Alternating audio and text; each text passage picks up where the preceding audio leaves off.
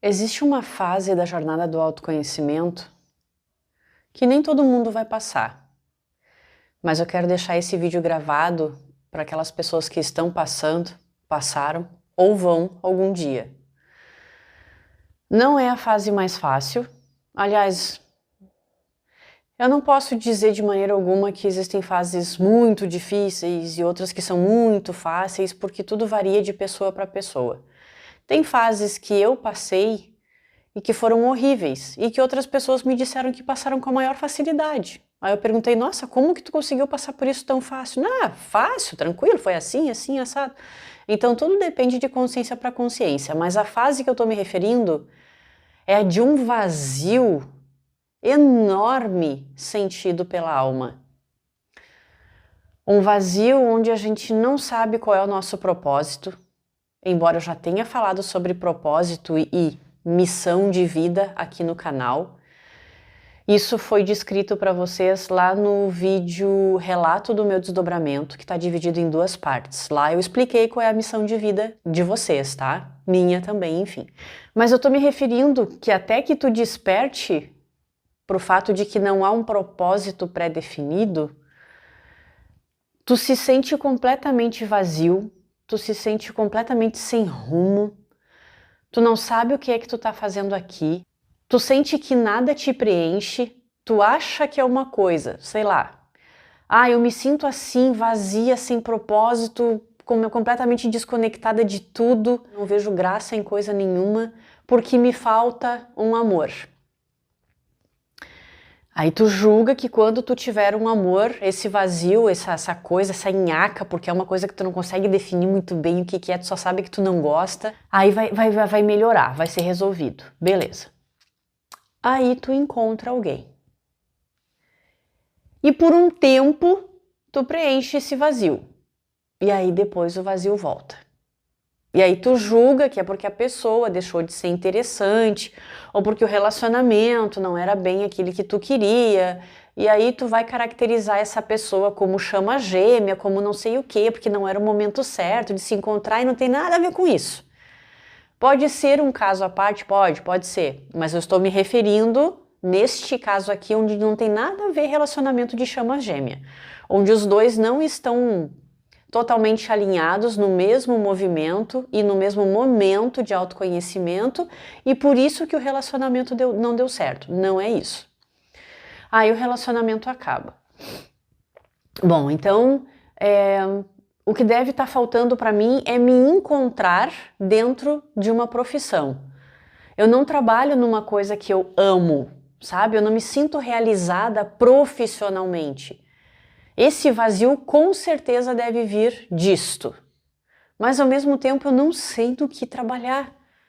Eu não sei do que é que eu gosto. Eu não sei para onde que eu tenho que ir. Eu estou completamente sem propósito. Eu não sei de nada. Eu preciso destas respostas. Que enquanto eu não tenho essas respostas, esse vazio aumenta, ele fica muito pior.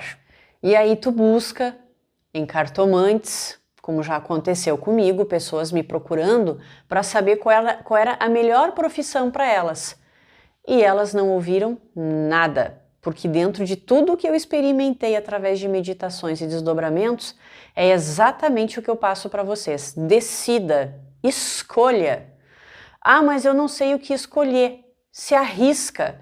Às vezes, para tu poder saber do que é que tu gosta, tu tem que se testar. Não tem como tu saber se tu gosta de brócolis enquanto tu não comer o brócolis, entende? Então tu tem que se aproximar das coisas que tu nunca fez.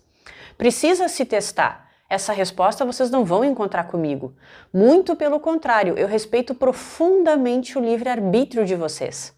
E aí tem gente então que procura tarólogos, cartomantes, terapeutas, sensitivos, já que dentro de uma medicina tradicional, ninguém me disse, né, lá na psicologia, na psiquiatria, na terapia convencional, ninguém me falou qual é a melhor profissão para mim, então eu vou ir para outras áreas holísticas, né? Porque se não tem a ver com o material, então deve ter a ver com o espírito.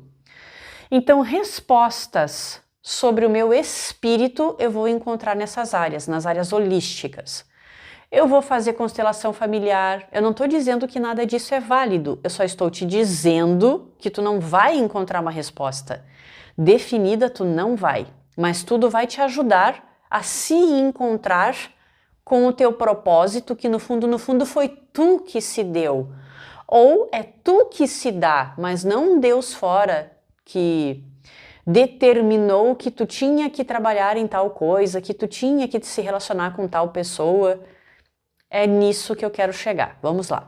Muitos de vocês querem que haja um planejamento pronto, porque talvez, e somente talvez, muitos de vocês tenham vivido como eu vivi no passado, as outras personalidades que eu experimentei. É óbvio que eu não estou aqui de maneira alguma dizendo que é isso só. Não, tu é uma alma e dentro da tua consciência existem infinitas possibilidades. Eu estou te dando uma porque é a maior de todas, mas não é de maneira alguma a única, tá? A razão pela qual tu está passando por tudo isso.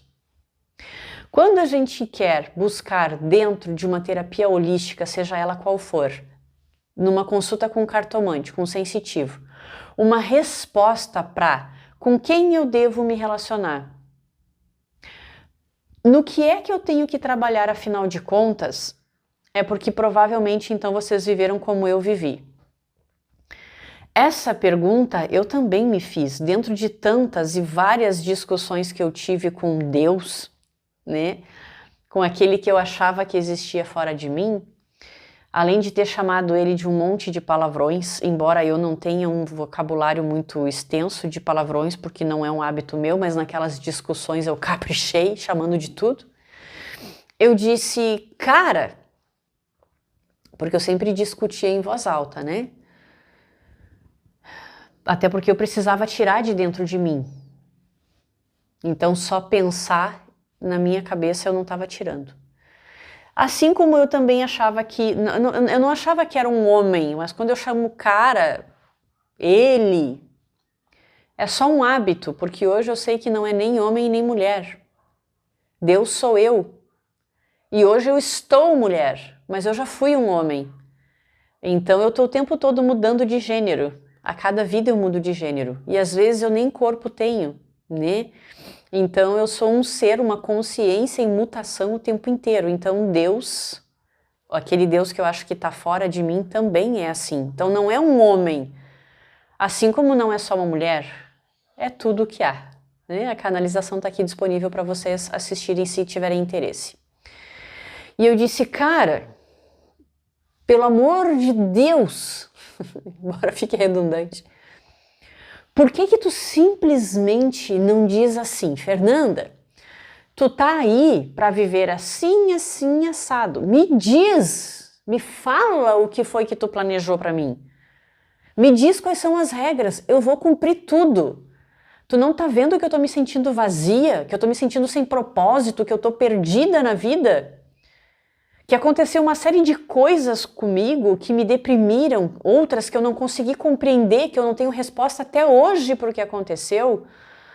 Culpas, arrependimentos, tristezas, coisas que eu tô tentando entender o meu lugar aqui, eu tô tentando entender por que é que tu me colocou aqui. Custa tu me dizer qual é esse propósito, qual é a finalidade da minha vida? Se tu me disser, eu vou lá e cumpro e resolvo tudo. É simples. Me diga, através de alguém, então, ou de alguma coisa, porque eu não sei que Deus é esse, o que eu falava na época, né? Eu não sei que tipo de Deus que tu é, que é capaz de criar um universo tão perfeito e organizado, tão bonito. Quando eu olho para as coisas ao meu redor, eu tô vendo o tamanho do teu poder. E aí, na hora em que eu peço para tu falar comigo, tu não pode? Tu se sente incapaz de falar comigo? Tu não consegue aparecer na minha frente? Eu não tô entendendo que poder é esse enorme que tu tem e ao mesmo tempo tu não tem poder para aparecer na minha frente nem para falar comigo. Como assim? Por que que o teu poder oscila tanto entre fazer uma... Gente, não entrava na minha cabeça essa coisa de um planeta com zilhões de toneladas como é o planeta Terra, desse peso, tá flutuando no espaço e não cai. E eu que só tenho, hoje em dia eu tenho 59 quilos, mas eu já pesei 52, que era o meu, enfim, né, o meu peso normal, vamos dizer assim, o que eu me dei e sempre pesei. Mas de qualquer forma, atualmente então eu tenho 50 e poucos quilos e eu caio. Se eu der um pulo para cima, automaticamente eu sou puxada para baixo. Mas a Terra não, a Terra está suspensa no ar, não cai. O que é isso? Então como é que um ser que foi capaz de criar isto e tantas outras coisas que a minha cabeça não consegue explicar, não consegue aparecer para mim? Não consegue falar comigo? Precisa ficar mandando recadinho pelos outros? Através de uma irmã que frequenta a igreja, através de um tarólogo, através de um sensitivo, através... Ah, peraí, cara! Socorro! Que porra é essa? Ah, vai tomar banho, então tu não quer se comunicar comigo, tu não quer me explicar as coisas, tu tá ignorando a minha existência. Então, esses eram os maiores questionamentos da minha consciência. E eu não podia conceber a ideia de que para falar comigo, que é uma coisa simples, não podia. Então eu discutia e queria o planejamento. Me diz o que é que eu tô fazendo aqui. Por que cargas d'água que tu me criou?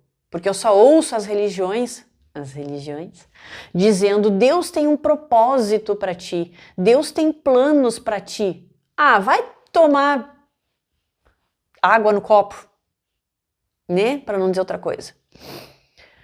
Vai tomar naquele lugar, tem um propósito para mim e não diz que propósito que é. Tá de brincadeira comigo, tá me tirando para fantoche. Só pode ser. Se tu me disser o que é que eu tenho que fazer, eu vou fazer e eu resolvo essa porra toda aqui e deu, acabou, tá resolvido. Mas enquanto tu não me diz, tu não percebe a angústia que eu fico sentindo, tentando achar resposta, tentando entender o que é que eu tô fazendo aqui e ninguém me diz, ninguém me fala no que é que eu tenho que trabalhar, porque eu graças a Deus, foram poucas as profissões que eu tive, raras, dá para contar nos dedos e acho que nem chega, em que eu recebi pouco. Mas eu sempre recebi muito bem, sempre tive bons salários e cargos, inclusive, né? Sempre ascensionava, inclusive, com facilidade. Foi um trabalho lá que o outro só, que quando eu não me valorizei, eu fui para trabalhos que também não me valorizaram. Mas logo em seguidinha eu saí também, né? Enfim. Então eu achava que tinha até uma profissão pré-definida para mim. E eu queria saber qual era. Aí, gente, quando eu comecei a meditar e quando eu comecei a me desdobrar, e inclusive fica aqui a dica para vocês, se vocês são pessoas que, assim como eu, normalmente estão, né, habituados a ganhar discussões, porque tem bons argumentos sempre, né? Então, sempre que entra numa discussão não no sentido de brigar com alguém, mas no sentido de debater sobre algum assunto, sempre sai ganhando, porque está sempre coberto de razão, né? Quando tu for conversar com a tua consciência, tá bom, com Deus, esquece. Esteja preparado e preparada desde agora para perder todas as discussões. Não importa quais são os teus argumentos, tu sempre vai perder. Sempre vai existir lógica em tudo que vai ser dito para ti e tu vai ficar sem argumentos, tá? Então fica aqui a dica que não importa o quanto tu estejas bravo ou brava com a vida, o quanto tu estejas injuriado e perdido e não sei o que, e tu não tem razão, tu não sabe o que tá fazendo, seu desgraçado, lascou tudo, te prepara porque tu vai perder todas. E aí, num desses desdobramentos, numa dessas meditações, foi mostrado para mim como, ou melhor, por que é que a gente quer que alguém tenha escrito um planejamento para a nossa vida. Por que é que a gente quer tanto descobrir um mapa que nos diz, olha, vai para a direita, vai para a esquerda, agora tantos metros, tu não sei o que, para tu poder cumprir tudo isso. Pelo menos foi o que aconteceu comigo, tá? Como eu disse no início do vídeo. Foi mostrado para mim a forma com que, pelo menos, tá? 3 personas que eu fui viveram. Personas porque eram outras personalidades, eram outras vidas, eram outras épocas, outras histórias, né? Hoje todas essas pessoas que eu fui estão encarnadas de novo, né? Estão habitando na carne. No entanto, todas se chamam Fernanda Pimentel. Então, eu sou uma só, ao mesmo tempo em que ainda sou todas elas. Então, eu sou muitas, ao mesmo tempo em que eu sou uma só. Vocês não estão vendo aqui na câmera a Suzete, a Beatrice e nem o Genaro. Vocês estão vendo Fernanda Pimentel, uma pessoa só. Mas esses 3 que eu acabei de dizer estão aqui junto comigo também. E formam isso, o que nós chamamos de pensamentos. Então, eu sei quando é o Genaro falando comigo, eu sei quando é a Beatrice, eu sei quando é a Suzete. Ou, na maioria das vezes, eu sei. Tá? Então, não são vozes diferentes das minhas, mas são pensamentos que habitam a minha mente, a minha cabeça.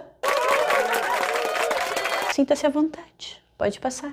E que eu tenho que saber de que época é. Enfim, vamos falar da vida da Suzete para vocês poderem entender. A Suzete, não muito diferente do Genaro,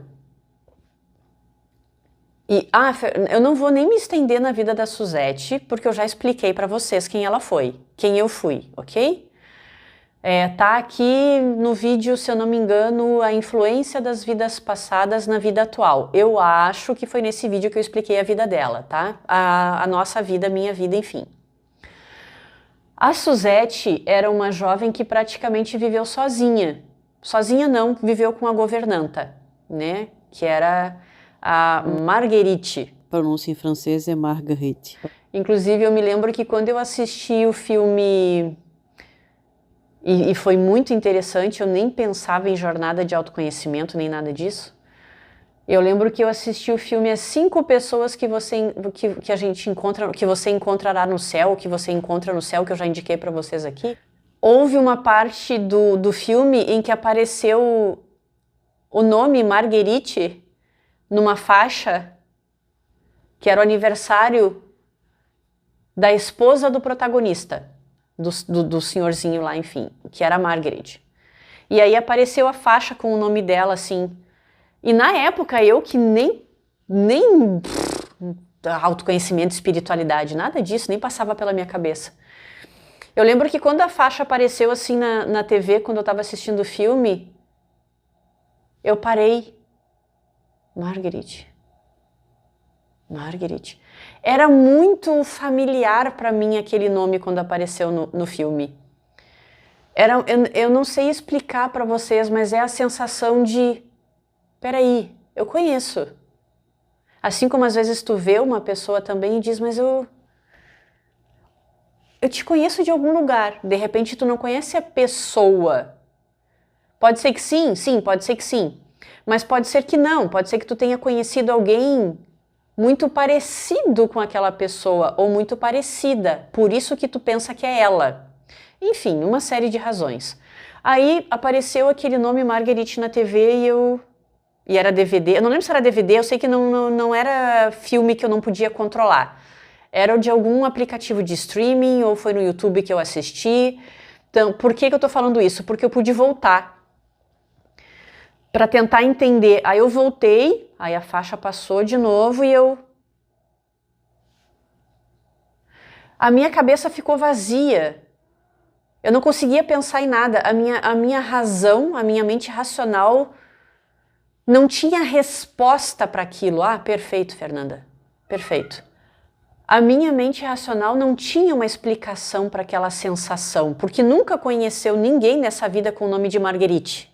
Nunca. Mas por que aquela sensação de eu conheço?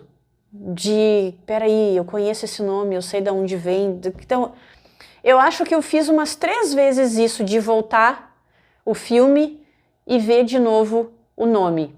E aí depois, anos depois, quando eu fiz então a regressão de memória, eu acessei esse nome, era o nome da governanta, que eu já expliquei aqui para vocês como é que foi a nossa relação, né?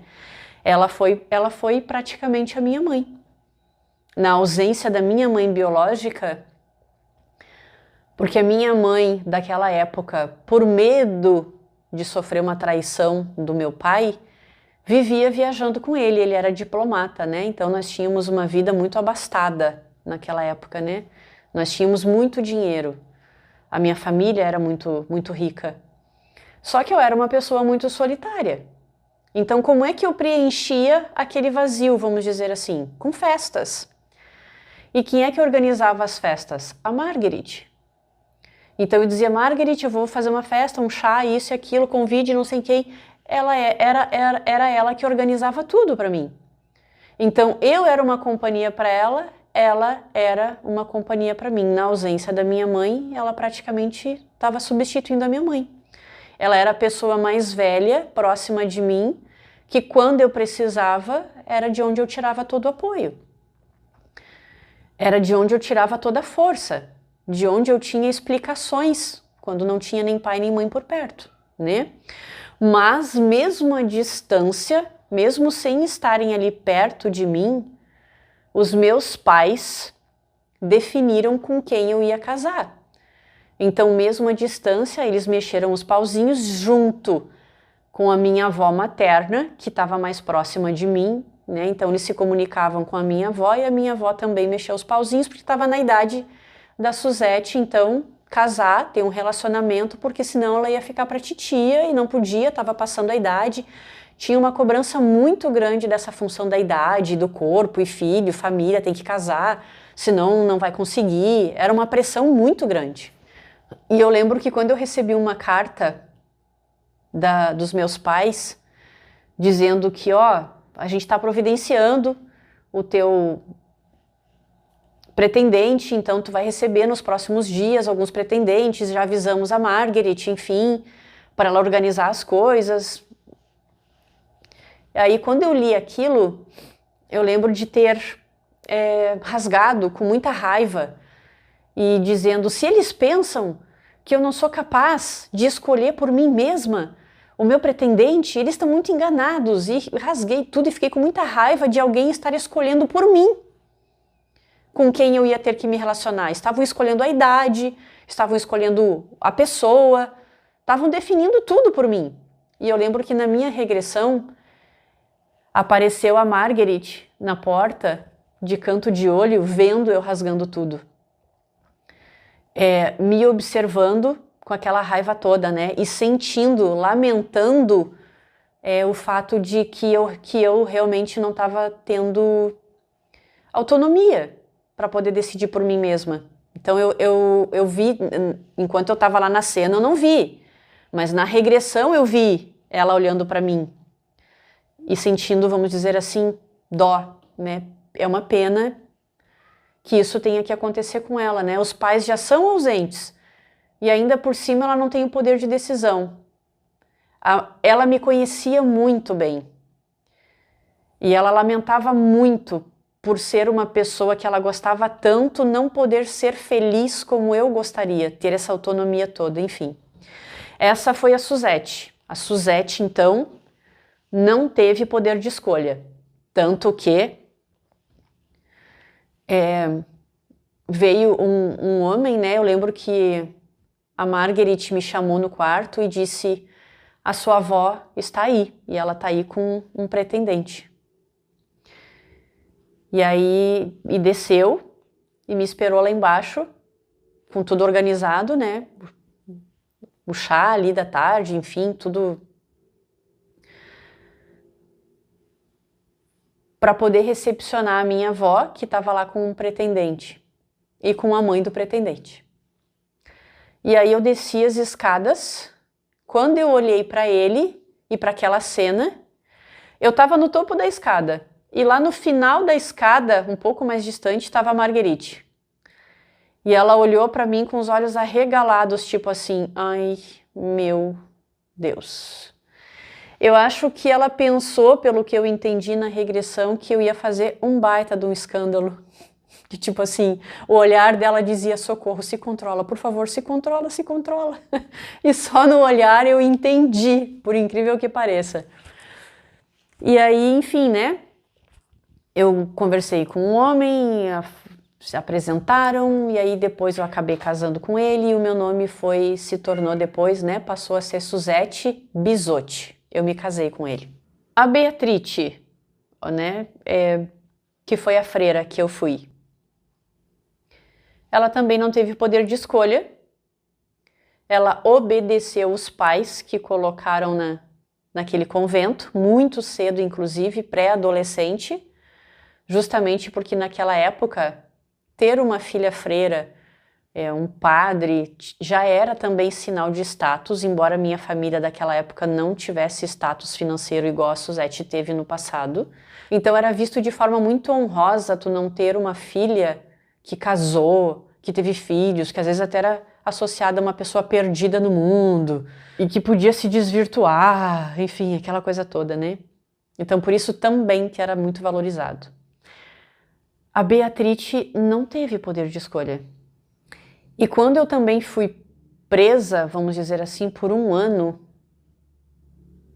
pela Margaret, inclusive, né? Que depois retorna como a madre do convento onde eu estava, porque ela entendeu tudo errado, e eu já contei a história aqui para vocês.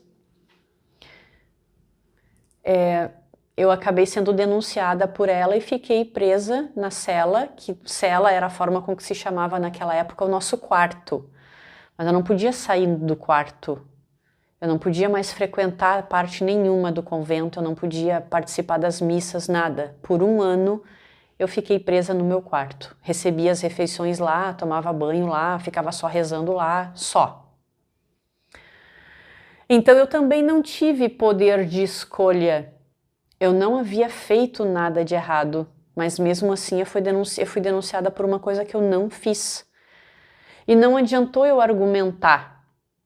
Então eu só tive que obedecer. Eu tive que obedecer no mínimo 2 vezes, né? Onde a minha palavra não teve poder nenhum. Quando eu fui posta lá e quando eu fui denunciada por uma coisa que eu não fiz. O Gennaro foi um italiano, teve uma vida bem diferente das duas. De certa maneira, também tinha uma vida um pouco abastada, mas não igual a Suzete, de maneira alguma. Nós tínhamos muitas terras. Então, eu vinha de uma família de fazendeiros. Também não casei com a pessoa que eu amava.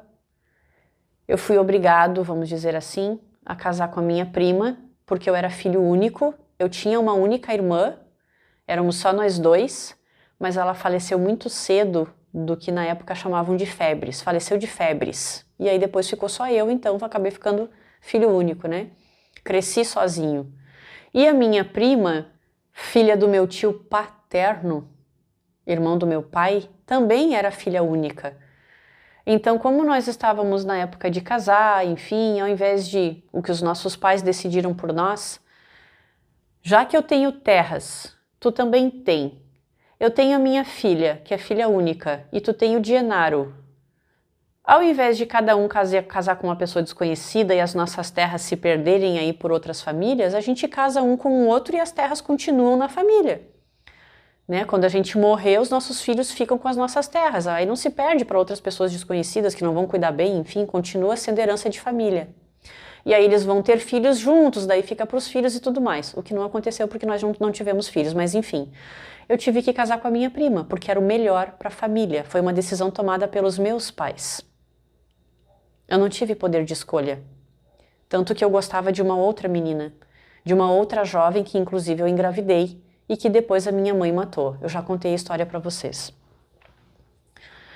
O que eu quero dizer é que pelo menos nessas 3 vidas, que eu sinto muito por ter me estendido para contar para vocês, mas era muito importante, e eu sei que quem assistiu até aqui, assistiu tanto porque precisava, quanto porque de certa maneira gosta do conteúdo, né? Então eu agradeço. Eu contei tudo isso para que vocês pudessem entender que o tempo todo nessas 3 vidas me disseram o que fazer. O meu pai, por exemplo, quando eu fui de Genaro, ele determinou no que é que eu ia trabalhar. Que eu ia trabalhar com ele na fazenda, mas eu gostava de pintar. Desde aquela época eu já era voltado para as artes. Eu me vi pintando quadros lá no meu quarto e passava horas e horas pintando paisagens. Eu amava a pintura, mas tinha que trabalhar nas terras dele, porque era o único herdeiro e era o que ele achava que tinha que ser feito. Essas terras aqui, daqui a pouco eu vou morrer, vai ficar tudo para ti, vai cuidar, vai aprender a cuidar. Tá, mas eu não queria cuidar. Não era o que eu queria fazer, mas tive que fazer. Ou seja, pelo menos nessas 3 vidas determinaram as coisas por mim. E eu não me impus, embora quisesse muito. Eu obedeci. Por que essas 3 vidas foram mostradas para mim, então, durante a minha meditação e durante o meu desdobramento? Esse Deus que tu julga que está fora e que é o mesmo que eu acesso agora e que na verdade sou eu, porque Deus é a nossa mente, Deus é a nossa consciência, é ela que cria toda a realidade. Os teus pensamentos são Deus. Então foi dito assim, Fernanda, tu tá querendo que eu te diga o que fazer, que eu te diga no que é que tu tem que trabalhar, que eu te diga com quem é que tu tem que se relacionar, onde tu tem que morar? Tu quer que eu te dê um propósito de vida? Simplesmente porque finalmente tu tá vivendo uma vida onde as escolhas dependem só de ti. E esta vida de Fernanda Pimentel foi dada para ti, na verdade não é nem dada, tu manifestou essa vida para tomar as decisões sozinha. Desta vez não vai ter pai, mãe, família te dizendo o que é que tu tem que fazer. Por isso que tu tá perdida, porque tu não tá habituada com isso. Tu não tá habituada a tomar as próprias decisões. Ou é uma religião, no caso da Beatrice, a religião dizia para ti, e por isso tu reencarnou, o que é que era certo, o que era errado, como se tu não tivesse capacidade de pensar por ti mesma. Então eles te disseram quem era Deus e tu foi obrigada a acreditar, ou pelo menos se sentiu coagida a acreditar no Deus que aquela religião te disse que existia, né?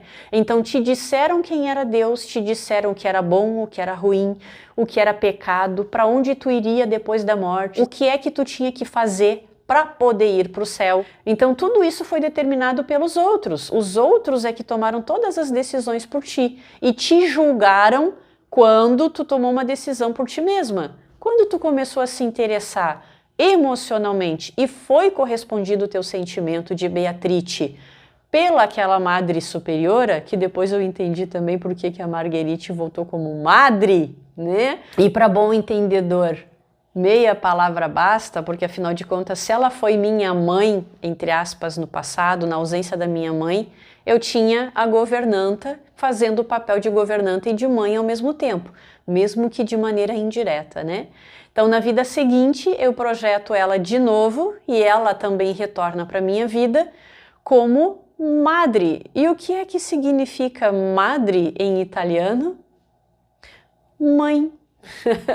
Ela se pôs como minha mãe e eu a pus como filha dela de novo, né? Então essa ligação foi muito forte também por essa razão. Mas houve um desabrochar de sentimentos amorosos naquela vida em que nós fomos freiras. Mas mesmo existindo um sentimento profundo entre nós, que já não era mais de Suzete e a sua governanta, já eram de outras 2 mulheres, já que aquela vida passou, então outros sentimentos se desenvolveram, já que o passado foi esquecido. Mas mesmo sendo desenvolvidos sentimentos amorosos e até mesmo sexuais, eles foram reprimidos porque uma religião a qual tanto ela quanto eu tínhamos medo de desobedecer, então definiram a nossa vida e a gente obedeceu e não deixou isso acontecer. O sentimento não foi expressado, não foi vivido, a parte amorosa e sexual não foi vivida, foi reprimida, mas ela podia ter sido. No entanto, a gente optou inconscientemente por deixar que uma religião nos dissesse o que fazer, se isso era certo, se era errado, se era bom, se era ruim, para onde a gente iria se relacionasse. Não, então não vamos nos relacionar, vamos deixar assim mesmo, entende? Então foram várias vidas, pelo menos 3 foram mostradas, mas eu sei que houveram outras também, onde nós nos habituamos, aliás, eu vou falar por mim porque eu não sei da vida da outra pessoa, onde eu me habituei a obedecer regras dos outros. Foi mostrado para mim que eu sempre fui, inclusive depois como Fernanda, muito obediente. Eu sempre fui uma filha, e eu não vou dizer que os outros irmãos também não foram, mas que obedecia demais. Então, se a minha mãe, como Fernanda Pimentel, dizia, quando eu ia visitar os meus parentes, pede a bênção pro teu vô, chama fulano de senhor, de senhora, eu sempre fiz isso. Sempre pedi a bênção para a mãe, sempre pedi a bênção para os parentes, sempre fiz o que a minha mãe dizia que era certo. Então eu sempre fui muito obediente, sempre fiz tudo o que me diziam com muita excelência. No trabalho, sempre fui uma pessoa muito aplicada, muito organizada. Nossa, eu adorava uma ordem. Um chefe dava uma tarefa para mim, eu tinha que terminar até tal horário, pronto, estava terminada. Era uma meta para mim. Eu era muito, muito obediente e eu não percebia isso, eu achava que eu era uma excelente profissional. Hoje, depois dos desdobramentos, eu vi, não, tu obedecia com muita excelência. Tu obedece ordens como ninguém. E foi aí, quando eu comecei a sentir o desejo de não trabalhar mais para ninguém, mas para mim mesma, que eu comecei a me sentir perdida. Quando eu comecei a sentir que, tá, e agora, no que eu devo trabalhar? Não sei. E por que eu não sei? Porque ninguém me disse o que era melhor para mim. Então esse vazio de não saber o teu propósito, o que tu tem que fazer, o que eu estou fazendo aqui, esse planejamento que tu busca, essa missão de vida, às vezes esse vazio profundo, ele acontece justamente porque tu tá vivendo essa vida para decidir por ti mesmo e tu também talvez não esteja habituado, decidiram por ti tantas vezes. E no fundo tu não gostava, mas obedeceu, que agora tu se sente perdido. E agora que tudo depende de mim, como é que eu faço? Eu fico muito, muito, muito orgulhosa da menina de 18 anos que eu fui, que quando completou os 18 anos, decidiu com quem ela iria se relacionar. Ela decidiu se assumir. Senão ela ia viver uma vida de mentira, coisa que a Suzete não fez, coisa que a Beatrice não fez e coisa que o Genaro não fez. Então eu tenho orgulho danado de aos 18 anos ter em primeiro lugar admitido para mim mesma, que foi algo que eu também, né, para que esse canal seja voltado para a verdade, eu também tive que assumir isso para os meus seguidores, né? Então, primeiro eu tive que assumir para mim, eu gosto também de me relacionar com mulheres. Só que na época, minha família não sabia. E na verdade, nem eu tinha tido nenhuma experiência ainda com mulheres, mas pelo menos eu tinha que entender que eu sentia alguma coisa por elas. Essa era a minha verdade e eu não podia mentir para mim. Quando eu admiti para mim mesma, essa é uma verdade para mim e eu não posso fugir. Eu já tentei várias vezes dispersar a minha cabeça, eu não quero pensar nisso, isso aqui é errado, que era a Beatrice conversando comigo, porque ela era freira, né? E aí eu disse, não, eu não tô conseguindo tirar esses pensamentos, eu não tô conseguindo deixar de desejar, eu não tô conseguindo, eu vou assumir, pronto, acabou. Depois de ter assumido para mim essa verdade, eu fui então assumir isto para minha mãe.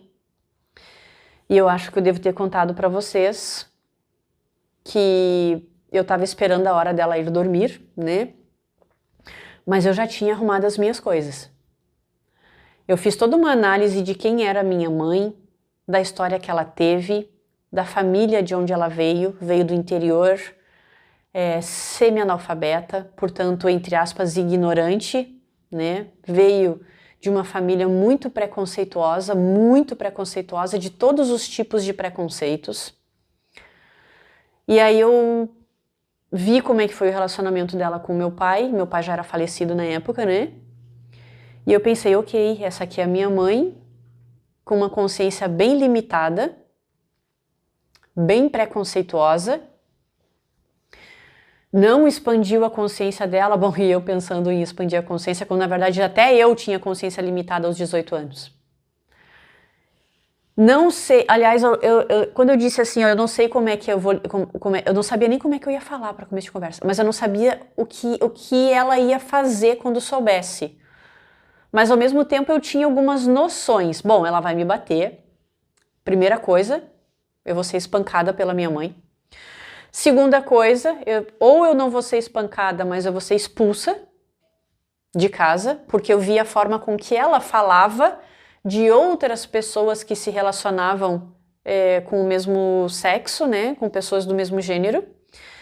Eu falei, eu vou ser espancada, eu vou ser expulsa, e eu vou arrumar as minhas coisas e eu não vou deixar de ser verdade para mim e não vou deixar de me relacionar com quem eu quero porque a minha mãe não aceitou.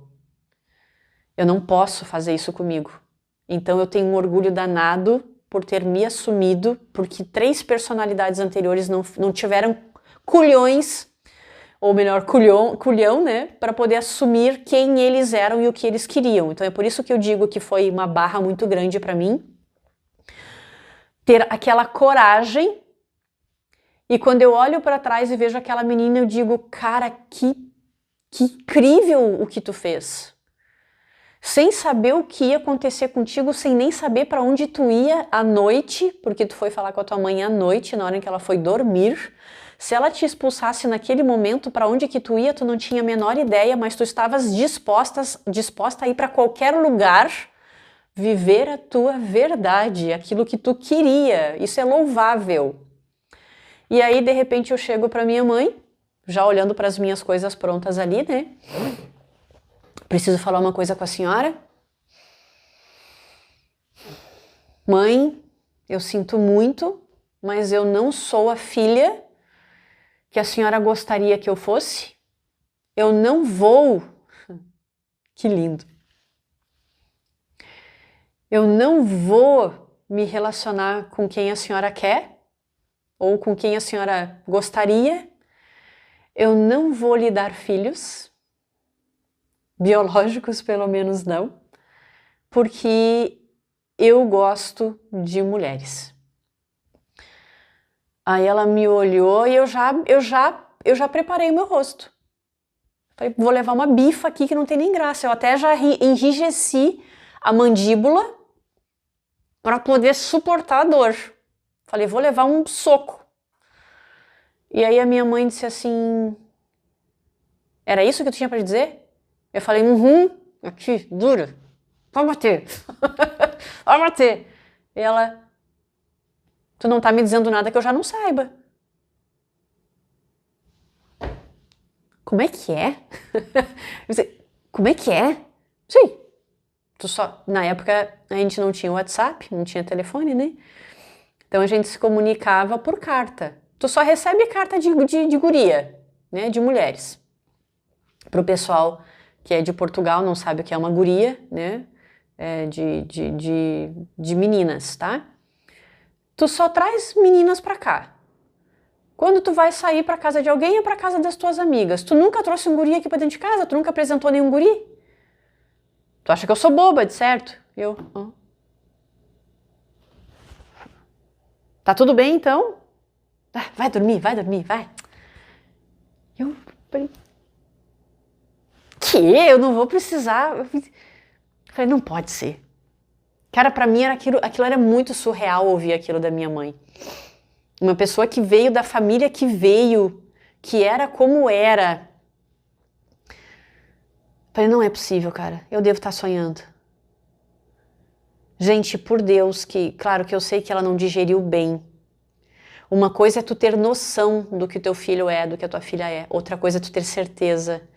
Tanto que quando eu levei uma namorada pela primeira vez lá na casa dela, que foi em 2008, minha mãe ficou completamente desnorteada. Ela não faltou com educação nem nada, mas percebia-se o quanto ela estava desconfortável, o quanto ela estava, sabe, Uma coisa é eu saber o que tu é, outra coisa é tu trazer uma pessoa aqui, peraí, é muita coisa pra minha cabeça e eu admito que realmente imagino que deve ter sido muito difícil pra ela. Mas depois ela caiu de amores pela criatura, enfim, que era minha ex, né, que eu me separei, que eu já contei aqui pra vocês. Que ela adorava depois a guria, né? E adorava a comida que ela fazia também. Pede pra fulana fazer o almoço pra nós, que ela, né, que ela capricha. Então depois acabaram se tornando amigas, né? Não íntimas de maneira alguma, mas sempre houve respeito e eu sou muito grata por isso.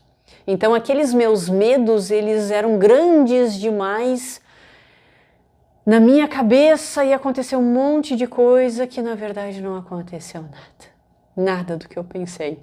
Mas enfim. Então, quando eu tomei aquele ato de coragem, eu estava decidindo a minha vida amorosa. E hoje eu entendo que essas decisões só dependem de mim também. Ninguém vai decidir por mim. Porque senão, de acordo com os meus desdobramentos, e é isso que eu passo para todo mundo que se consulta comigo, não existiria livre-arbítrio. Embora a gente tenha que conversar, uma hora dessas eu gravo um vídeo para vocês falando sobre esse tal livre-arbítrio, tá? Ele existe sim, todas as escolhas estão aí nas tuas mãos, tu é que vai decidir com quem tu vai te relacionar, no que tu vai trabalhar, e é por isso que existe o autoconhecimento, justamente para tu, peraí, só um pouquinho. Tá na hora de eu decidir no que é que eu vou trabalhar. Para isso, eu não tenho que perguntar para o outro para onde eu devo ir. Eu tenho que perguntar para mim. Eu tenho que olhar para mim e me perguntar o que é que eu gosto de fazer. Quando eu pergunto para mim mesma o que é que eu gosto de fazer, eu vou procurar na minha mente hobbies, vontades reprimidas. Sei lá, quando eu era criança eu queria ser cantora, eu queria ser atriz, eu queria ser uma série de coisas voltadas para as artes, né? Eu era muito apaixonada por tudo que envolvesse esse mundo místico, esotérico e espiritual. E só quando eu me separei e tive que fazer esses questionamentos é que eu fui para essa área. Não, peraí. Já que eu não sei no que é que eu vou trabalhar, eu vou fazer aquilo que eu amo, ou que pelo menos eu penso que eu amo. E aí eu comecei a vir para essa área e não saí mais. Pronto, eu tô encaixada aqui, né?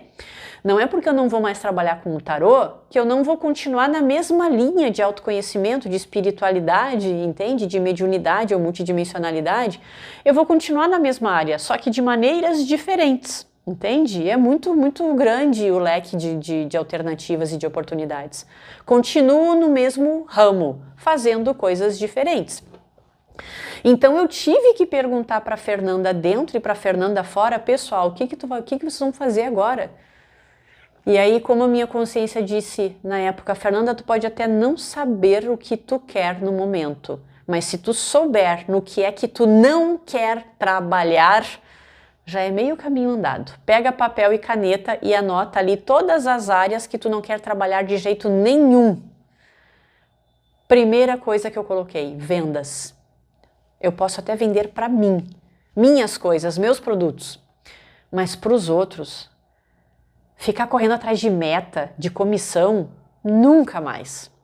Não quero mais. Chega, é muito cansativo, é muito competitivo, eu não gosto disso. Então, toda vez que vinha uma vaga que estava, por mais que o salário fosse ótimo, até por conta do meu currículo nessa área, não fui. Recusei. Se eu sei que eu não gosto, eu não vou e não fui. Então, fica aqui a dica para vocês também. O autoconhecimento serve para que tu se conheça, perceba quais são as tuas vontades reais e não aquelas ditas pelos teus pais, onde os teus pais te influenciaram a trabalhar, a estudar por uma determinada área. Não é tu que tem que saber. E para isso tu tem que olhar para dentro de ti, para as tuas vontades, para os teus desejos. No que é que tu se imagina trabalhando? Essa decisão é só tua. Então nisso, e tudo que envolve a tua vida, existe livre-arbítrio sim, depende só de ti. Mas o livre-arbítrio não existe também. Tem coisas que tu não vai poder fugir porque são regras que nós, não é um Deus fora, nós, enquanto Deus, lá na nossa forma original, criamos essas regras para que nós conseguíssemos voltar para essa forma original. Então tem coisas que a gente precisa cumprir, senão a gente não consegue voltar. Entende? Então, mas em outro momento eu explico isso para vocês. Então saibam que este vazio gigante, onde tu não entende o teu propósito, tu não sabe o que tu tá fazendo aqui, em que tu quer que alguém te diga no que é que tu tem que trabalhar, quem é que tá predestinado para ti, onde é que tu tem que morar, socorro, eu preciso de um norte.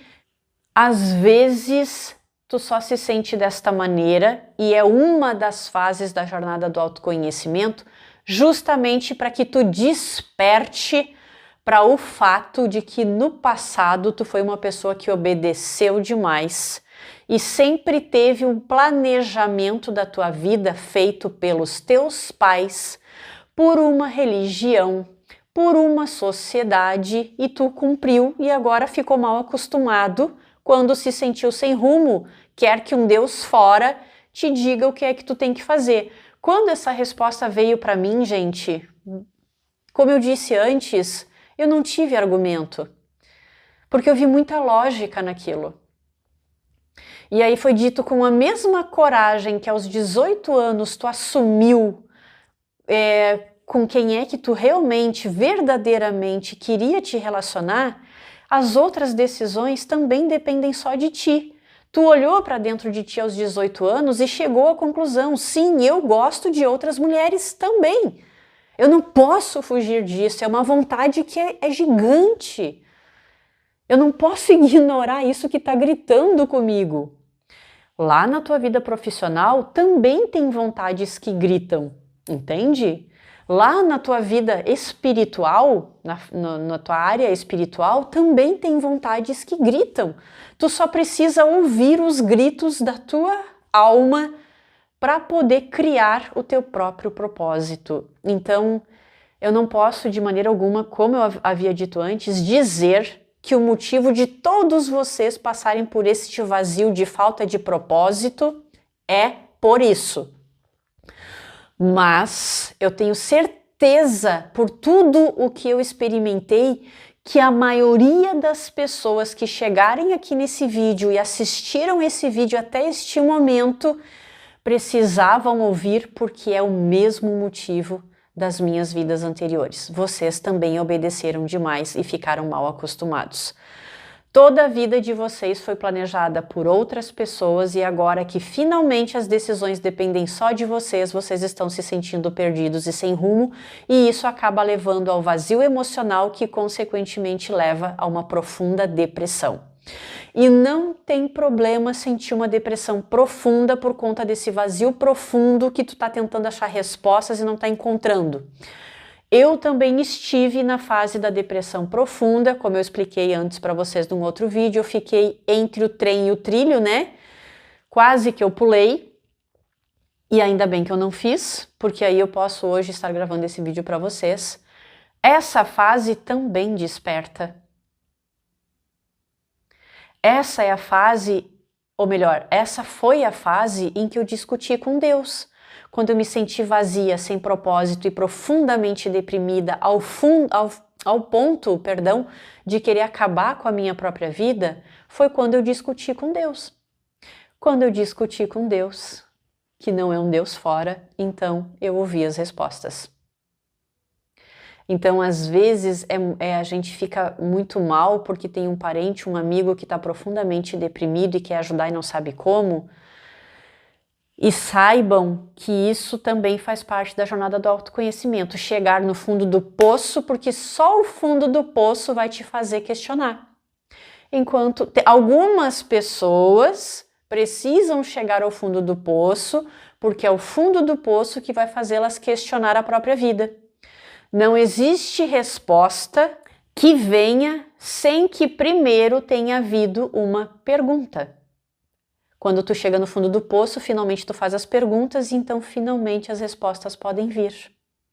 Então, quando tu vir alguém com uma depressão profunda, esse aí logo logo vai questionar a própria vida, vai questionar a própria existência, vai discutir com Deus. Tomara que dê tudo certo, que não acabe com a própria vida antes, porque agora chegou a vez dele ou dela finalmente obter as respostas, ok? Então fica tranquilo, mas fica atento, né, ao depressivo que está ao teu redor, ou a ti mesmo, mas faz parte. É nessa fase aí que muita gente começa a questionar, tá bom? Era isso. Fiquem com Deus, se cuidem direitinho. Eu espero que esse vídeo tenha ajudado vocês e até o próximo. Um beijo.